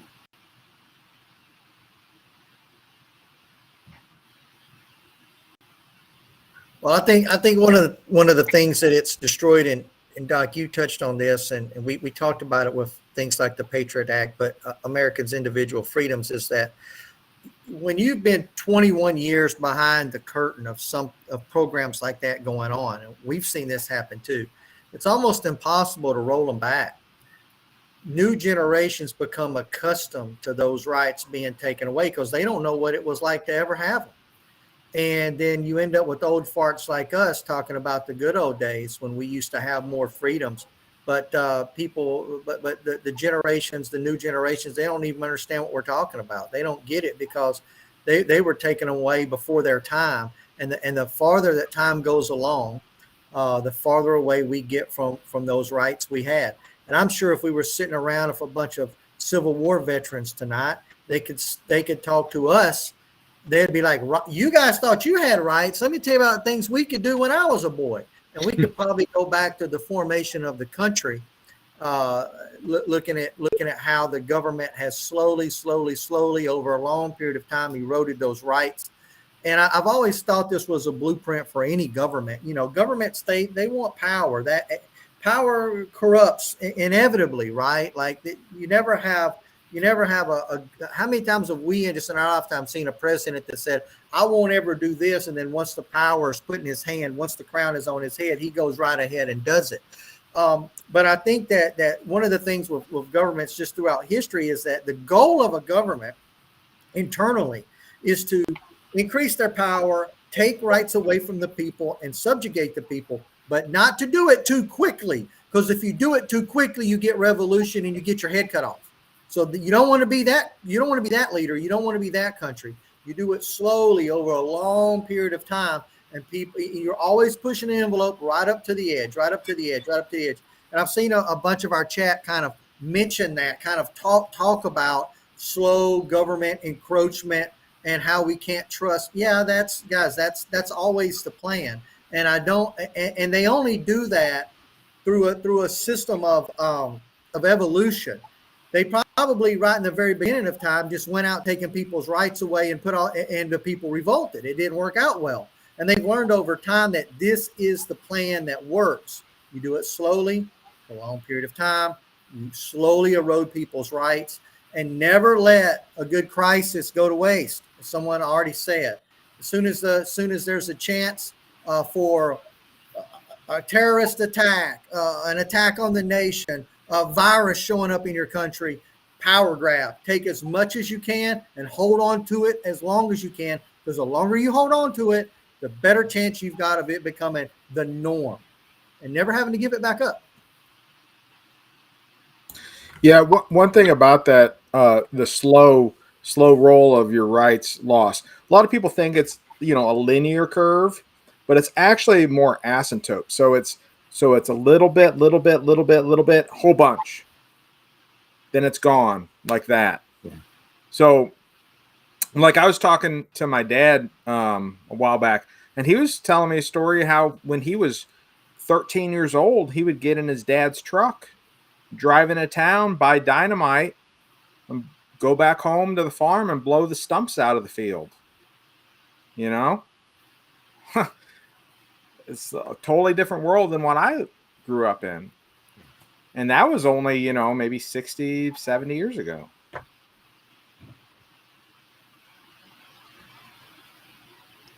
Yeah, it's definitely a different country.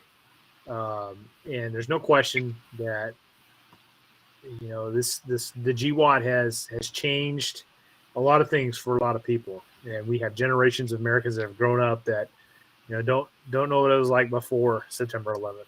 What's fascinating to me is, nowadays, after I've been in the Marine Corps for 20 plus years, I've got literally 8 Marines that weren't even alive for September 11th, right? So it's like they have no idea, they have no idea what it was like beforehand, and they have no idea what most of the junior Marines haven't even been in during time of war. So I think kind of what we've had here is, we've heard that expression, hard times make hard men, right? And then hard men make good times make weak men, and then weak men make, hard times again. It's just a repeating cycle. And I think what we've experienced is just kind of going back to what Doc was talking about earlier, is we fought this GWAT with very little repercussions to the average American at home, right? While I was deployed in Iraq, while I was deployed in Afghanistan, it affected very little of what was going on back in the rear. I remember coming home from my first deployment in Iraq after the invasion and linking up with a bunch of people that I went to school with. And, they were going to college. And, the war was the furthest thing from their minds. And I'm not saying that those people were bad or anything. Obviously, they were very supportive of, our actions over there. All I'm just trying to say is that unless you were in the U.S. military at that time, or you were a family member of someone that was serving, like, you weren't affected by the war. Gas at that time was like $1 a gallon. The economy was not in shambles through the vast majority of the GWAT. I think we had a housing crisis, in 2008? And that was like the biggest thing that happened during those 20 years of war. It was not World War II, where people were having to sacrifice drastically, alter lives. And I think that's what happened. We've had a lot of generations of Army, Marines, Navy, Air Force veterans from the GWAT that went over there and served honorably and came back. But we also have a lot of people that didn't do anything during that whole entire 20 years of GWAT. All right. They've just lived a normal life. Weren't affected at all, other than seeing the war taking place on the news. So I think what we saw that cycle, right? 9/11 happened. Hard times. It made hard men. Hard men made good times. Now we have weak men that are making hard times. And we're in that hard times loop after 20 plus years of war following 9/11. And God damn, I hope to God the next 9/11 style attack is not a fucking nuclear invasion, by communist China or some sort of other axis of evil. Because right now I think we're right there at that pre-9/11 mindset where we are open to attack.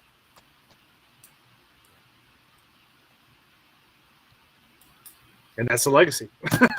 It's the legacy 2 decades later. What you guys got? Yeah, well said, Brent. But I'm not.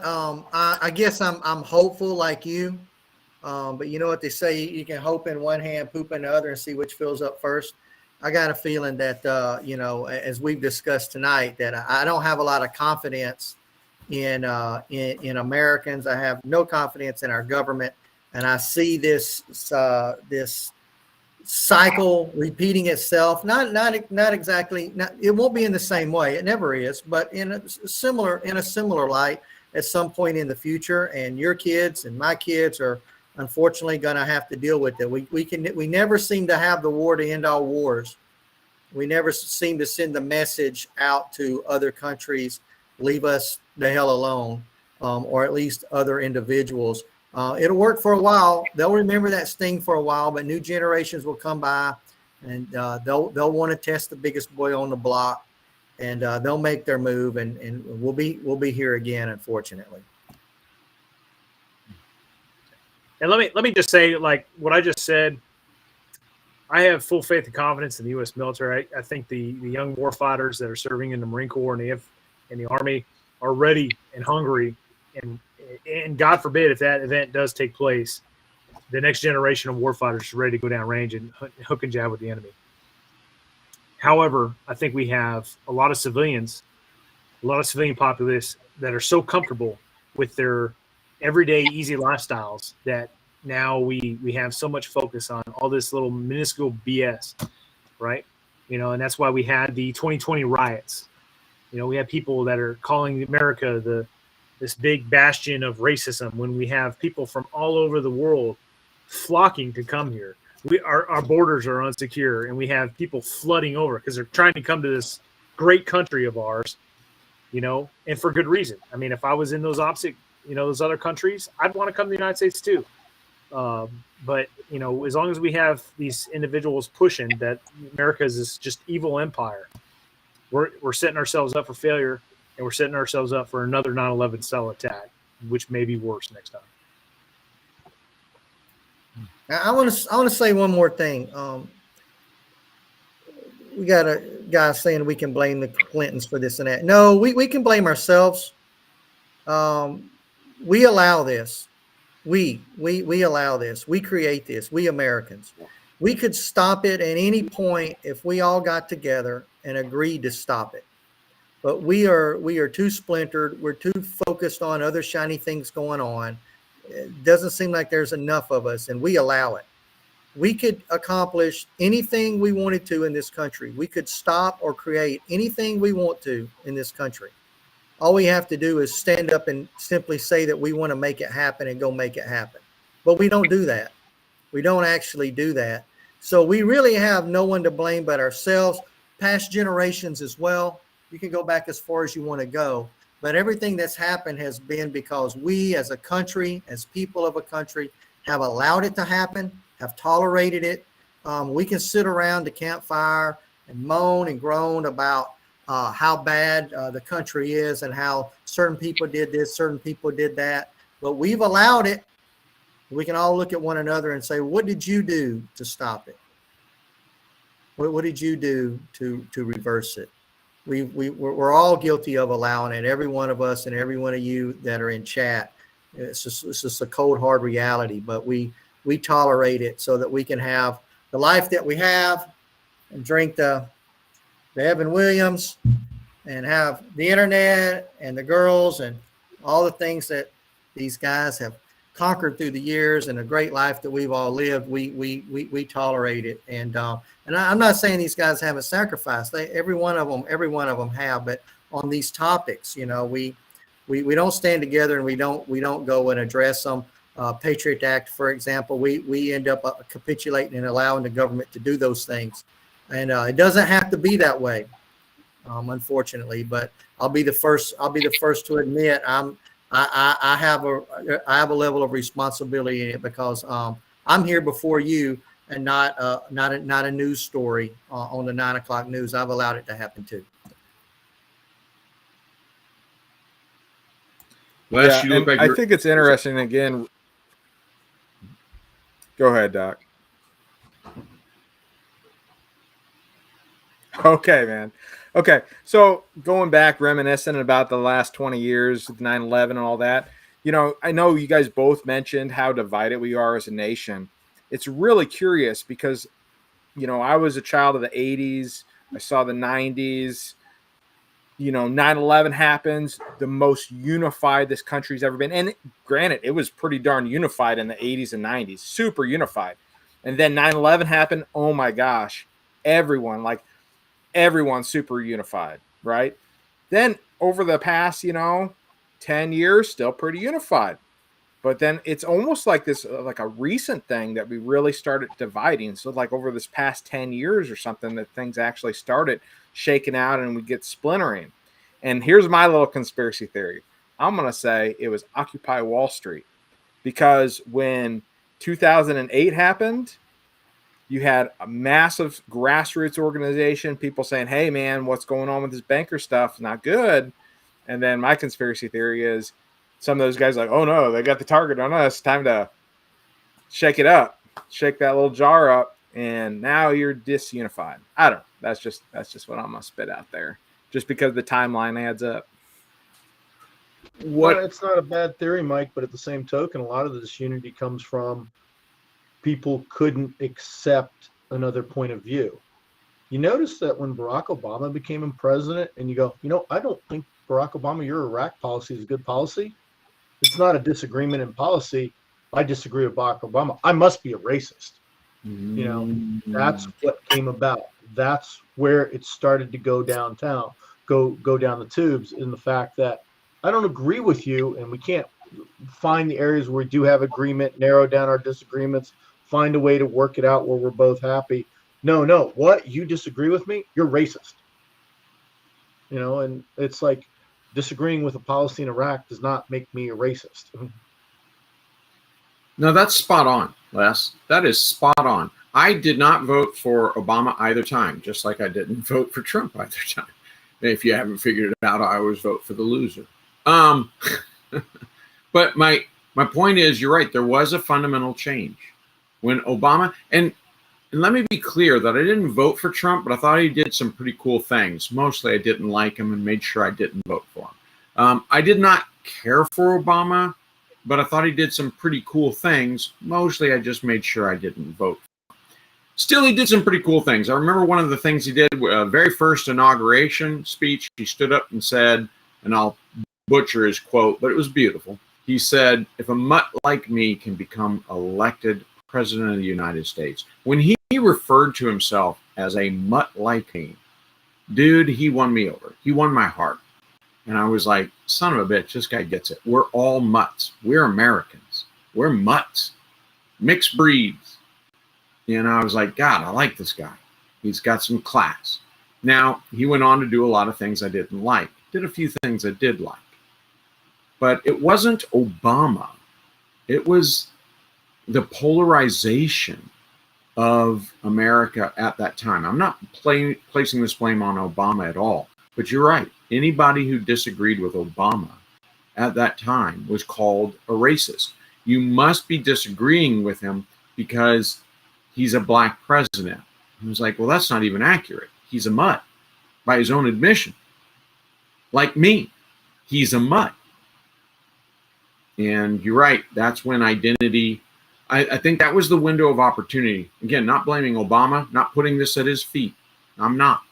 I'm saying that was when identity politics, the Marxist identity politics said, ha, this is our foot in the door.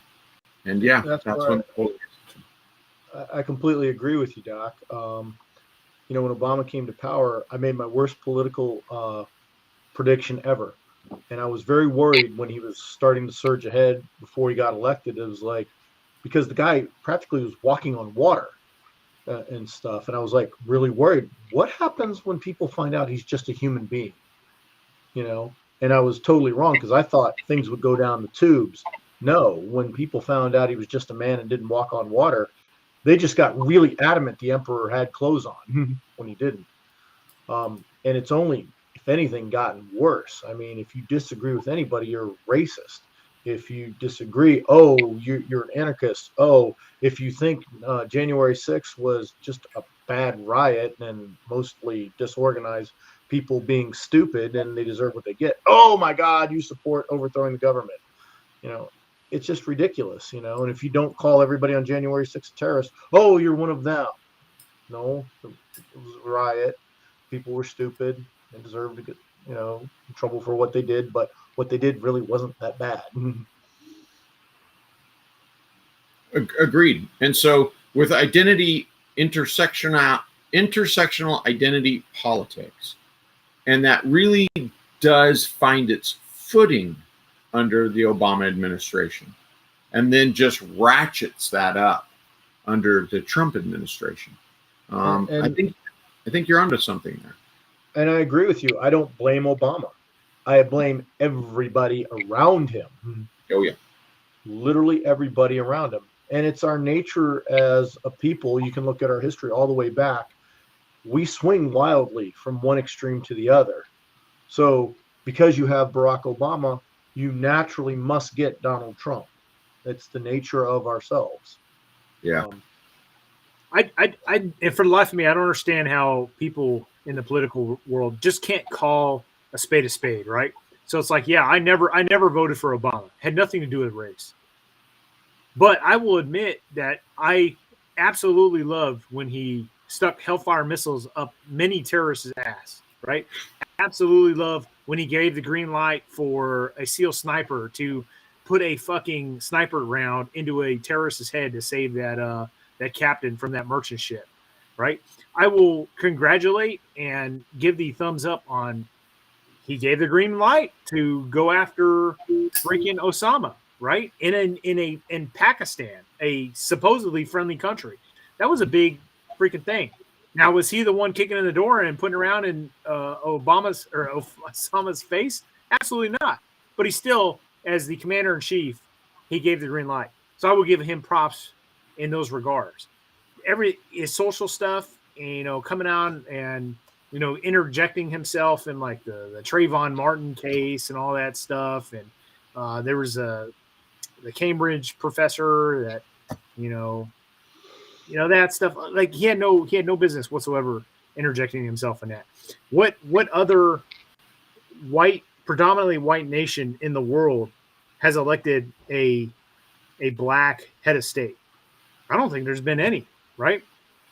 So how can America be this bastion? I'm telling you guys, you can't elect a president on the black vote alone, right? It takes a significant amount of the white vote if you want to characterize people by race.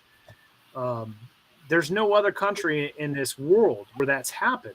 So how can America be this big bastion of racism that we're seeing nowadays?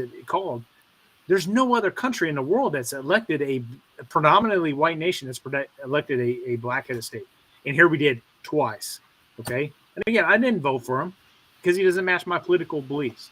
Okay. The flip side of that is there a predominantly black nation that's voted a white head of state in like Africa or something?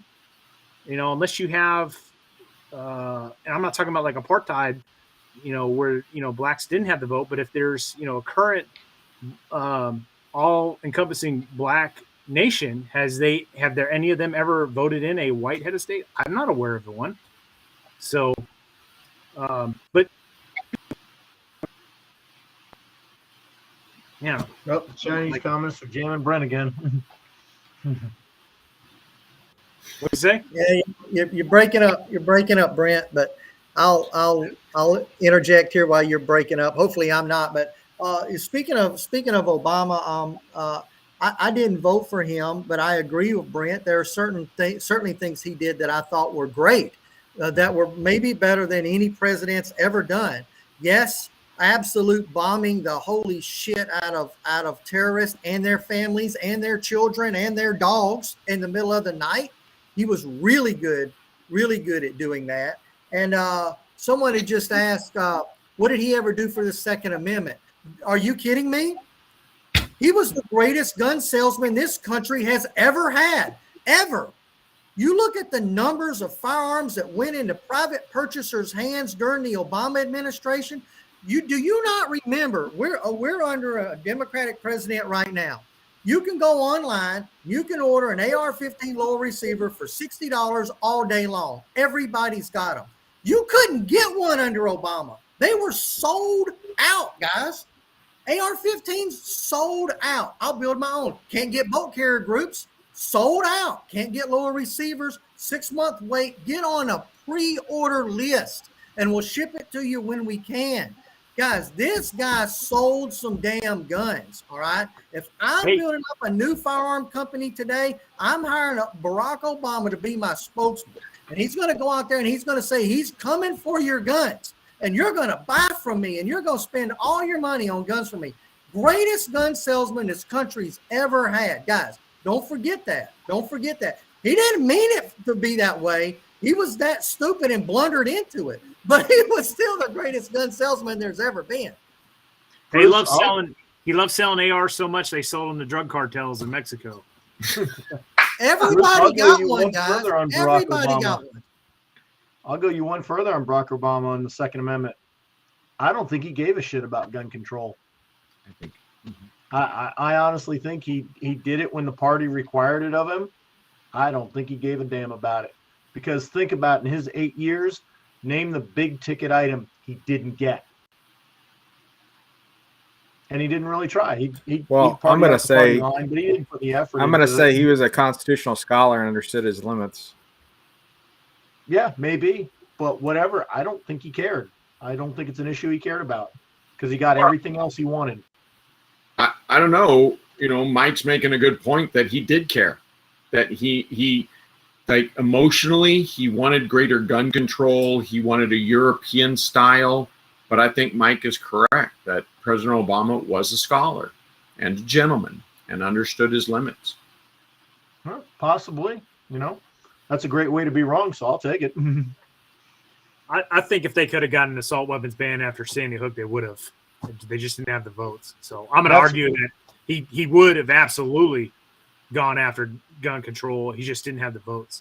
That's my point, because everything else he wanted, he got.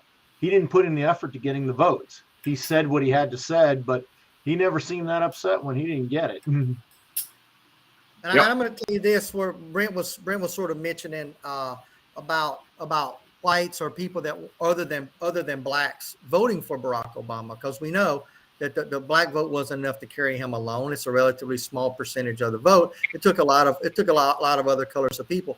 And I remember talking to people at that time, and they're like, "Are you ready to vote for Obama?" I'm like, "Well, why are you going to vote for Obama?" Because I'm spun up on politics. I'm looking at the past history of our elected officials. Oh, because he's black. And they truly believe that if they elected a black president, then the accusation of being racist would go away. They believe this. And no, they believe this. I'm talking about millions of Americans believe that. And they're like, look, we'll put a black president in. Who cares about his policies? That doesn't matter. Let's end this racism thing once and for all and move forward together as a country. Remember, he was going to be a great unifier, right? He was going to, it was the whole, you put a black man in the highest level of position in the country, you've broken the glass ceiling, as women like to call it. And now we've done that. We can check that off the list, and we won't be called a racist country anymore. And it only became worse after that. It only became worse. Here we are, many years after we've had a black president, and race relations in this country are probably worse than they were, in my opinion, in the 80s and 90s. They've gotten worse, and it's been brought more to the forefront. So hey, to that notion, a huge blunder on the American people in this country for electing him for those reasons, for electing a person based on their skin color rather than the content of their character. Yeah. So I have a different thought then, and this is less about the 9/11. We've gone deep, and a couple people have on the comments said, "Hey guys, you're going off base." Are we though? Because up to now, we're talking about how the world has changed because of 9/11 and all the influences. And admittedly, bear with us, we went on a few, tangents, went down a couple rabbit holes. But now I'm definitely going to go down a hard left. What if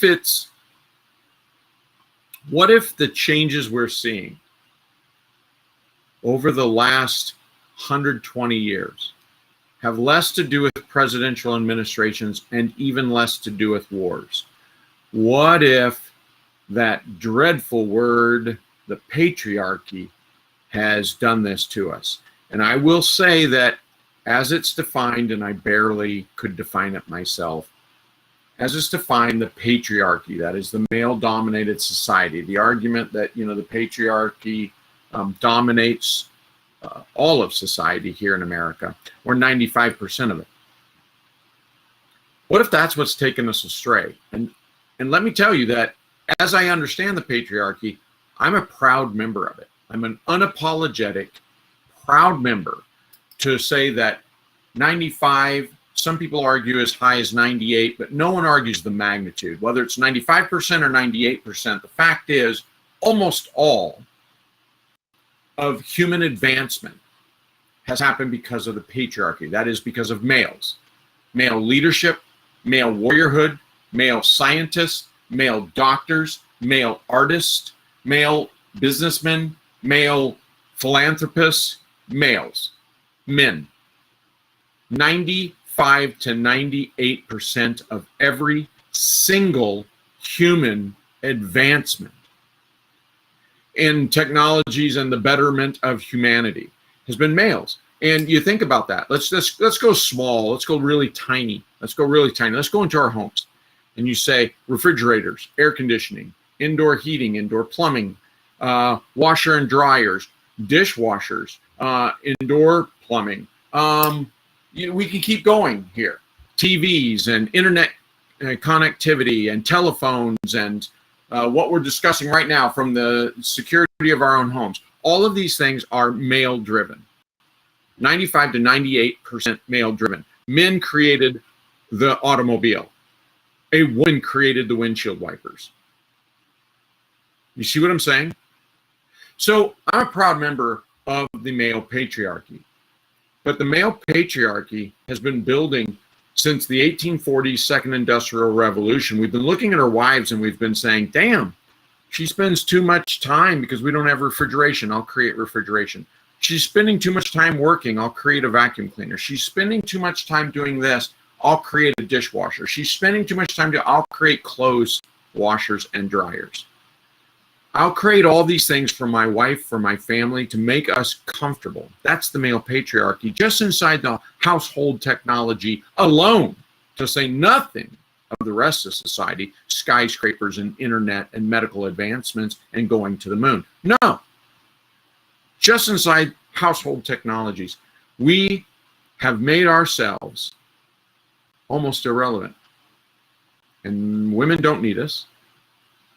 And you think I'm joking, but the original reason I brought up sex robots to Brent more than a year ago was to say, you knew I was going to bring it in there, was to say the male patriarchy has brought every creature comfort that you know, that I know, that we enjoy. And we've made ourselves irrelevant to women because we gave them everything and they don't need it. They don't need us. So maybe we need to create the last creature comfort, companionship, intimacy. And then we don't need humans at all, do we? Maybe we have to point our fingers at ourselves and say, hey man, it's the male patriarchy that made this utopia that is quickly turning into a dystopia.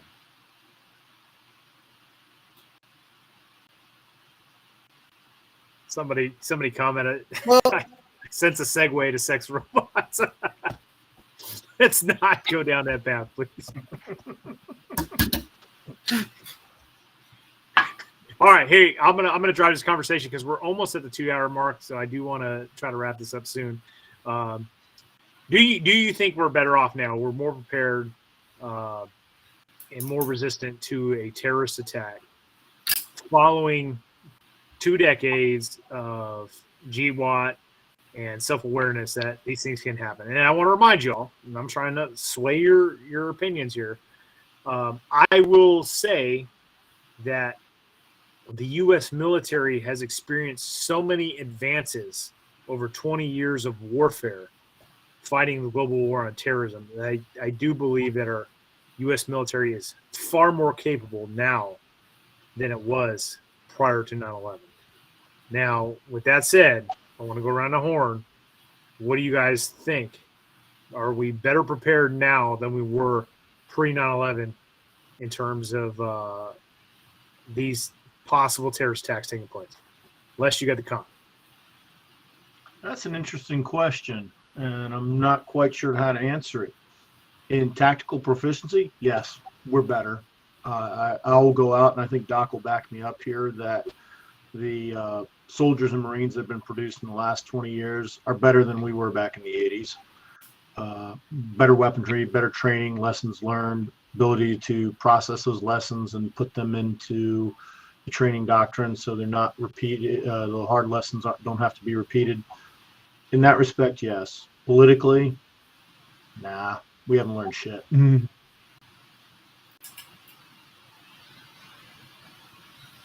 So I'm going to be candid.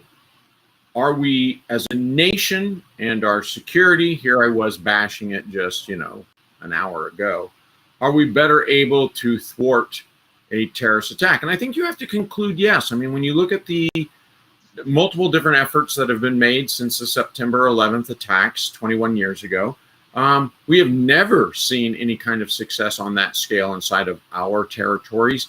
And we have had multiple attempts, and we have had our intelligence agencies and policing and law enforcement agencies routinely stop those.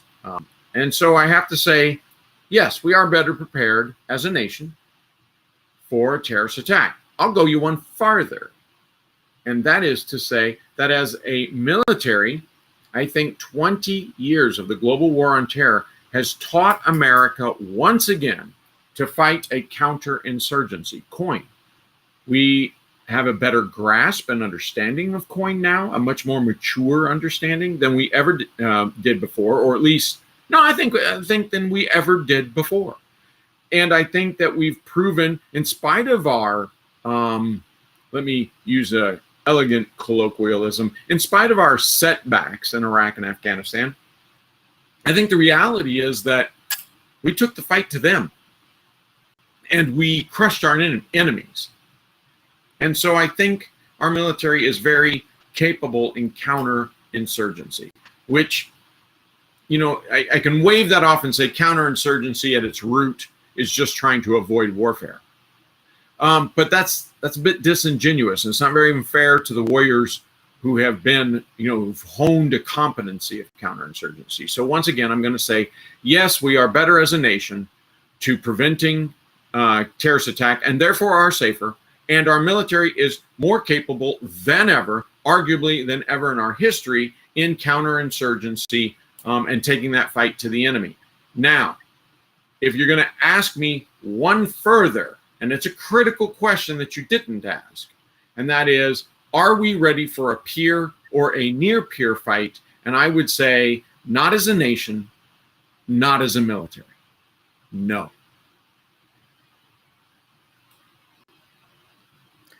The legacy of 9/11, I tell you one thing that I think that we've learned is that we can ramp up our military very quickly, much like we did in World War II. We were in a similar situation in World War II where we had just finished World War I. We didn't really have a great in terms of size military capable of going to World War. And in no time, we ramped up and we built one. And we sort of did the same thing on 9/11. No one, the average country member here in the United States, was expecting to have to jump into a war like the global war on terror. But we ramped that up really quick. We did it all what appeared to be almost seamlessly. As Brent said, we did it so well that while we had soldiers, Marines fighting, airmen fighting overseas, and yes, some of them giving their lives, the people here at home basically almost didn't even know it. If you didn't turn the news on every day, you just went to work and went about your normal lifestyle, you were barely impacted. So that's a comfort, if anything, in terms of the American people and the American military complex, that we can spool up and we can take a fight to an enemy in relatively short notice, and do it fairly well. I think the execution of the global war on terror was good. I think the execution of nation building was piss poor, and it's probably something we shouldn't be in the business doing. We've done that now in Vietnam. We've done it in Afghanistan. We failed both times, to the peril of many good people from both of those countries that had spent a decade or more helping us out under the promise that we would have their back. And we didn't. We just turned our backs on them and left. But you got a lot of bad things out of that too. You know, we talked about Patriot Act. We talked about indoctrinating our kids. We've talked about getting, now that 21 years has passed, we got generations that are no longer as focused and aware of what attacks can happen, and how quickly they can happen and how unexpectedly they can happen, and that you have no one to look to but yourself to prevent them and maybe to stop them. And I think people are getting more and more back into the mentality of trusting the government, trusting the acronym bureaus out there to protect them rather than to protect themselves. And I hope that although with peace comes that change, comes weak men, that's never a good thing, never a good thing to see. Let's just remember that, like I said before, we've got no one to thank but ourselves for the rights that we've given up. And we'll probably not ever get them back again, short of a complete and destructive and devastating revolution in this country.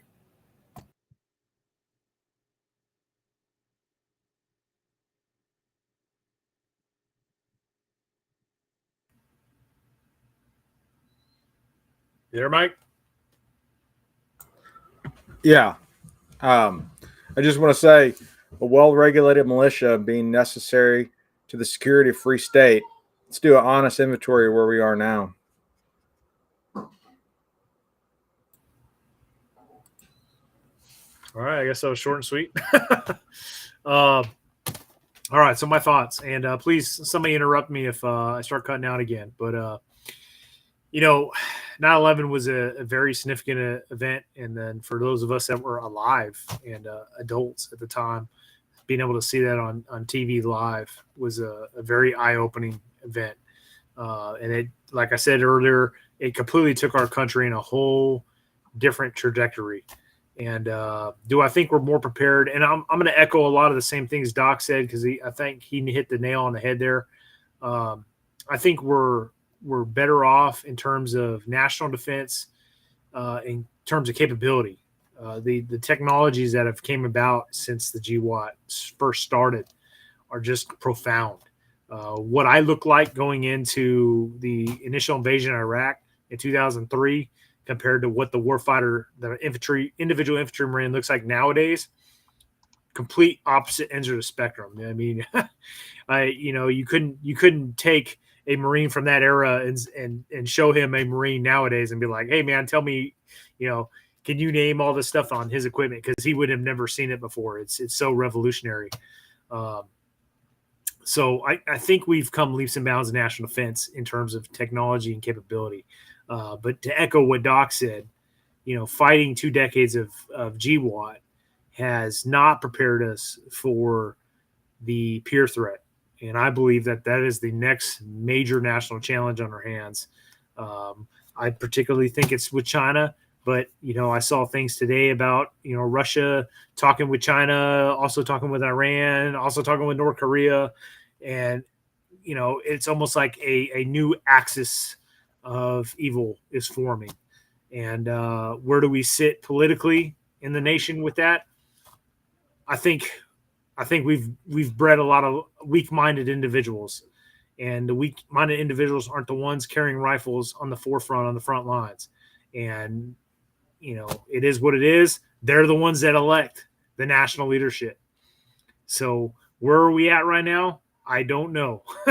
Do I think we have more capabilities in deterring the next 9/11 style attack if it comes from a terrorist organization like it did before? Yes. I think the technology has definitely ramped up. I think numerous terrorist attacks have already been stopped. We might not even have heard about them. But I think we're more prone to, or we're more able to stop those style of attacks. But at the cost of probably not being prepared to fight a peer threat. So I hope we can turn the direction of the nation around and ramp up to be able to confront those threats, as long as, in addition to the 9/11 2001 style threats as well, so that we can be a more well-rounded nation. So that's all I got, guys. Do we have any saved rounds before we close this live stream up? Nothing? All right. Well, if Chad were here, I know he'd be saying something about the Canadian Prime Minister right now. So then let me wrap up and say, sex robots, gentlemen. Sex robots. Let's go, Brandon.